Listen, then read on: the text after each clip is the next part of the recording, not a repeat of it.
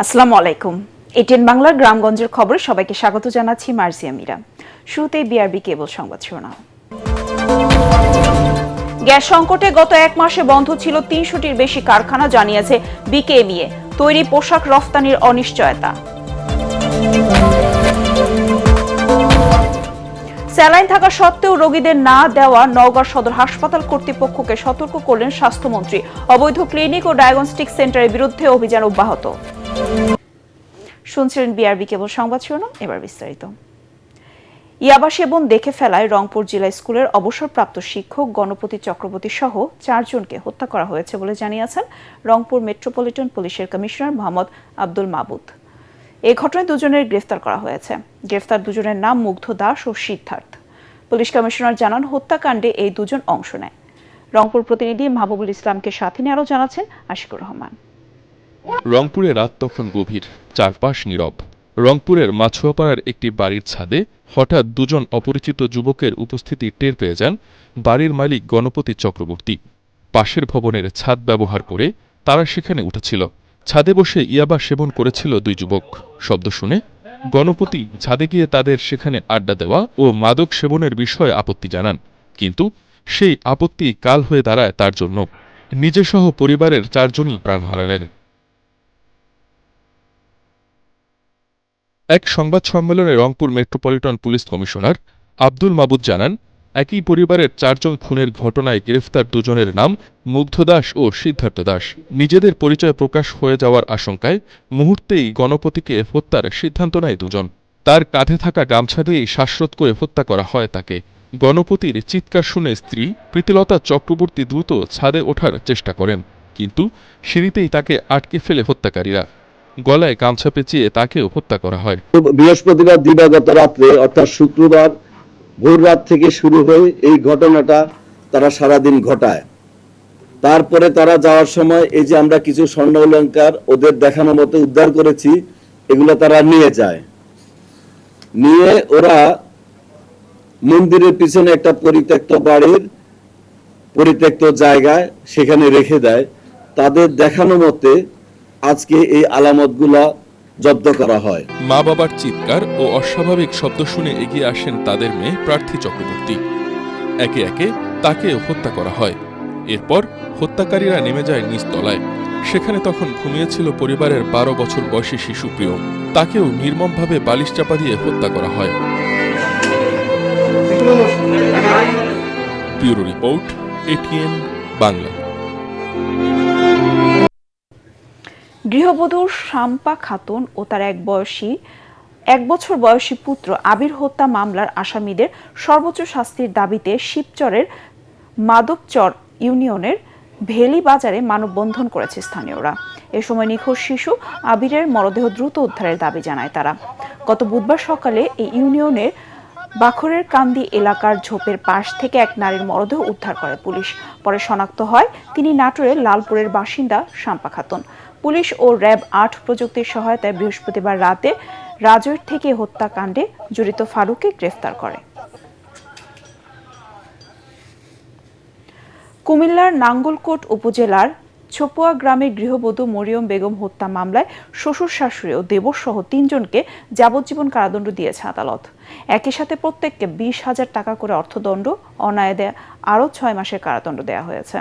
এদিকে মেহেরপুরে ধর্ষণ মামলায় আওয়ামী লীগ নেতা ও স্থানীয় ইউপি সদস্য কলিমুদ্দিন কালুকে যাবজ্জীবন কারাদণ্ড ও 5 লাখ টাকা জরিমানার আদেশ দিয়েছেন আদালত।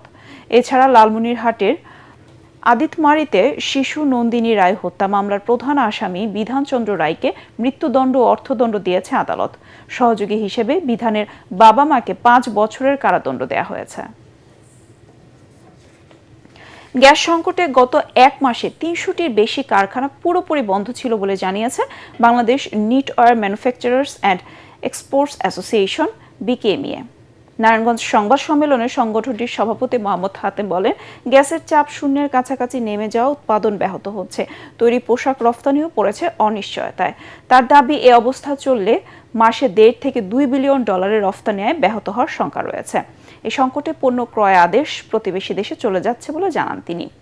এ সময় শিল্প খাত রক্ষায় জুন জুলাইয়ের গ্যাস ও বিদ্যুৎ বিল 12 কিস্তিতে পরিশোধের সুযোগ, বকেয়া থাকলেও সংযোগ বিচ্ছিন্ন না করা, গ্যাস পরিস্থিতি নিয়ে নিয়মিত সরকারি ব্রিফিং, গণপরিবহন ছাড়া অন্যান্য যানবাহনে সিএনজি সরবরাহ কমিয়ে শিল্পে গ্যাস বাড়ানো সহ বিভিন্ন দাবি তুলে ধরে বিকেএ নিয়ে। পাশাপাশি সেপ্টেম্বরের মধ্যে তৃতীয় ভাসমান এলএনজি টার্মিনাল স্থাপনের কাজ চূড়ান্ত করারও দাবি জানানো হয়। গ্যাস নিয়ে সংকটে আমরা সবসময়ই ছিলাম, মানে আমরা কখনোই সংকট ছাড়া ছিলাম না, বাট এই সংকটটা একটু মানে এমন সংকট হয়েছে যেটা অতীতে কখনো এত বড় সংকটে আমাদের পড়তে হয়। গার্মেন্টস বানানোর কাজটা আমি করছি, কিন্তু গিয়ে ফিনিশিং আমি করতে পারছি না, কারণ আমার ফিনিশিং সেকশন আবার আয়রন চালাইতে হয় গ্যাস দিয়ে। ফলে এতে গিয়ে কিন্তু আমি আলটিমেটলি কিন্তু রপ্তানিটা সম্পন্ন করতে পারছি না। এইভাবে কেউ আংশিক, কেউ সম্পূর্ণভাবে বন্ধ আছে অন্তত। তবে এই ক্ষেত্রে বলা যায় বন্ধ অন্তত এই সংকটকালে মিনিমাম 300 শতাধিক ফ্যাক্টরি পুরোপুরি বন্ধ।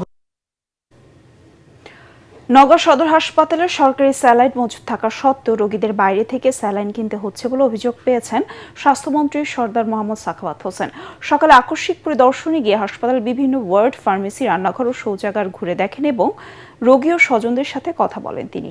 পরে স্বাস্থ্যমন্ত্রী জানান, সরকারি স্যালাইন মজুদ থাকার পরও রোগীকে না দেওয়ার বিষয়টি তার নজরে এসেছে এবং হাসপাতাল কর্তৃপক্ষকে সতর্ক করা হয়েছে।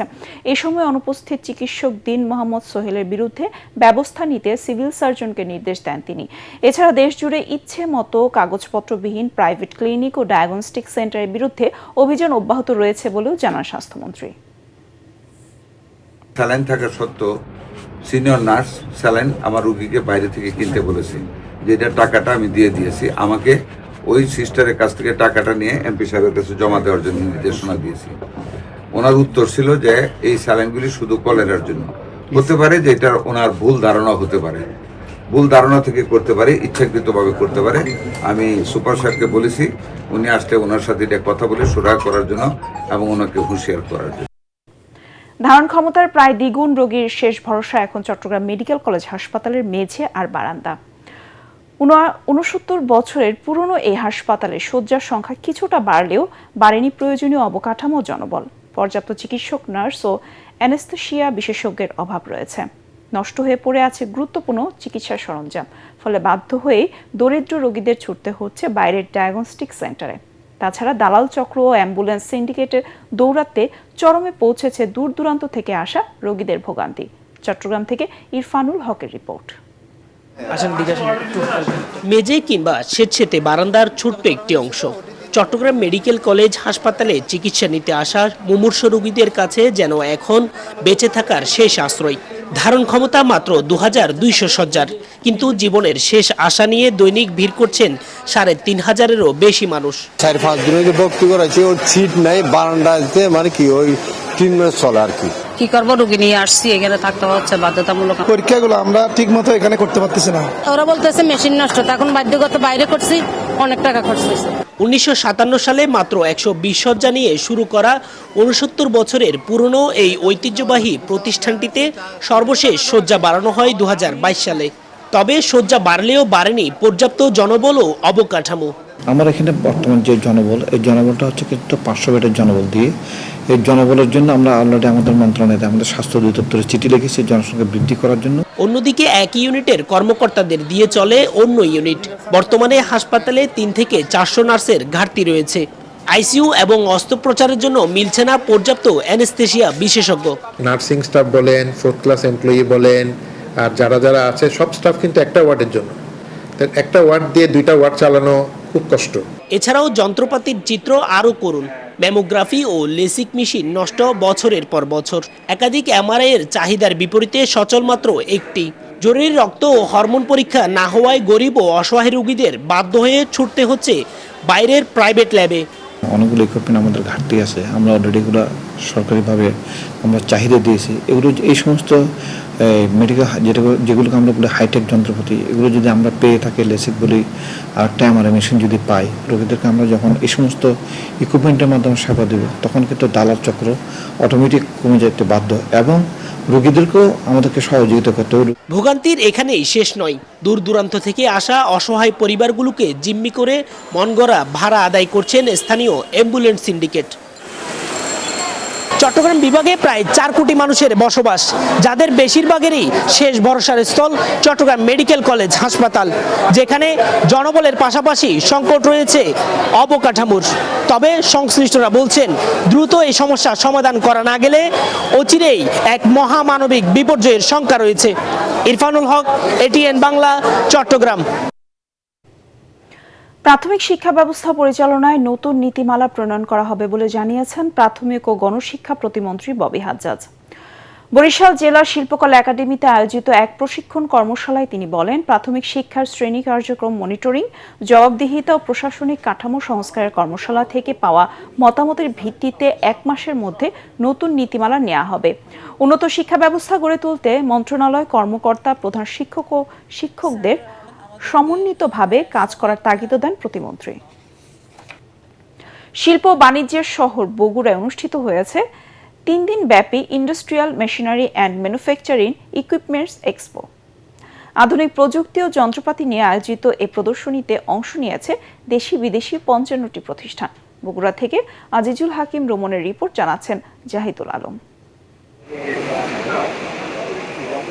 বগুড়ায় 7মবারের মতো অনুষ্ঠিত হয়ে গেল শিল্প, মেশিনারি ও ম্যানুফ্যাকচারিং সরঞ্জামের এই প্রদর্শনী, যেখানে স্থান পায় জাপান, চীন, তুরস্ক, ভারত সহ বিভিন্ন দেশের আধুনিক যন্ত্রপাতি। নতুন উদ্যোক্তা ও ব্যবসায়ীরা সরাসরি এসব প্রযুক্তি দেখার পাশাপাশি প্রতিনিধিদের কাছ থেকে বিভিন্ন তথ্য নেন। কম খরচে আধুনিক প্রযুক্তি ব্যবহার করে উৎপাদন বাড়ানো এবং পণ্যের মান উন্নয়নের বিষয়েও ধারণা পান তারা। এই মেলা হওয়ার কারণে আমরা অত্যাধুনিক মেশিনপত্র সম্পর্কে যেভাবে জানতে পারতেছি, আমরা সেই মেশিনগুলোকে ভবিষ্যতে আমাদের ব্যবসা বাণিজ্যে ব্যবহার করে হয়তো বা ব্যবসাতে আরো প্রসার ঘটাতে পারবো। আমাদের জন্য যারা ক্ষুদ্র ব্যবসায়ী, আমাদের জন্য আমি মনে করি যেটা অনেক উপকার হবে। আমি চাচ্ছিলাম যে এখান থেকে একটু ইনফরমেশন নিয়ে আমি আমার খামারিদেরকে এই ইনফরমেশন দেওয়ার জন্য। কেউ মনে করেন বেকার আছে, তারা নতুন করে কিছু করবে, কোনো জায়গা নাই, বাসা নাই, মানে ছোট্ট একটা জায়গা বা একটা টেবিল নিয়েও এই মেশিনটা দিয়ে কাজ করতে পারে। উত্তরবঙ্গে আমরা যেটা করছি, মানে টার্গেট করেছিলাম cold storage of rice mill গুলো বেশি এক্সপ্যান্ড হচ্ছে, এখানে হয়তো বেশি পরিমাণে সাবস্ক্রিপশন লাগবে। কৃষকদের জন্য আমাদের স্পেশালি ইরিগেশন পাম্প আছে, যেটা অল্প সময়ে অল্প বিদ্যুৎ খরচে কৃষকরা অধিক ফলন দিতে পারবে, বেশি পানি দিতে পারবে। আয়োজকদের মতে এমন প্রদর্শনী স্থানীয় উদ্যোক্তাদের সঙ্গে দেশি বিদেশি প্রযুক্তি প্রতিষ্ঠানের যোগাযোগ বাড়াবে, তৈরি হবে নতুন বিনিয়োগ ও কর্মসংস্থানের সুযোগ।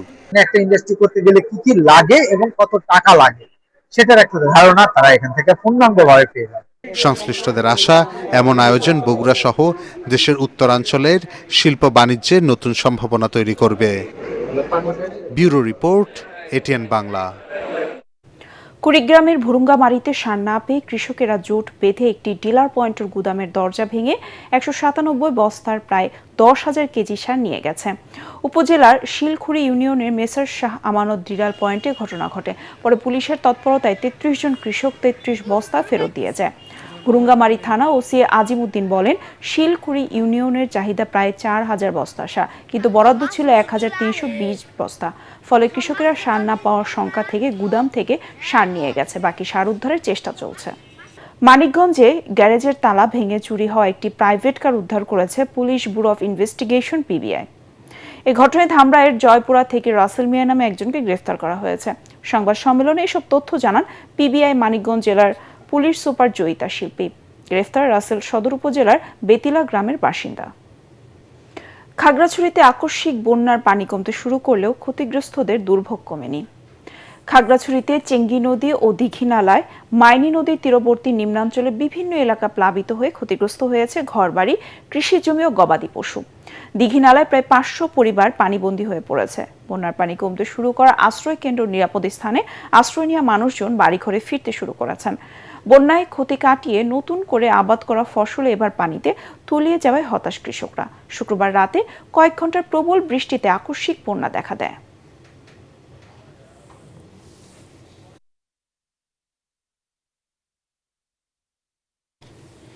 রাজশাহীতে শুরু হলো জেলা প্রশাসক গোল্ড কাপ ফুটবল টুর্নামেন্ট 2026। মুক্তিযুদ্ধ স্মৃতি স্টেডিয়ামে টুর্নামেন্টের উদ্বোধন করেন ভূমি মন্ত্রী মিজানুর রহমান মিনু। এ সময় তিনি বলেন, 1995 সালে বেগম খালেদা জিয়া জাতীয় পর্যায়ে এই জেলা প্রশাসক গোল্ড কাপের উদ্বোধন করেছিলেন। এবারের জেলা প্রশাসক গোল্ড কাপে অংশ নিচ্ছে মোট 10টি দল। আগামী 5 সেপ্টেম্বর ফাইনাল খেলা অনুষ্ঠিত হবে।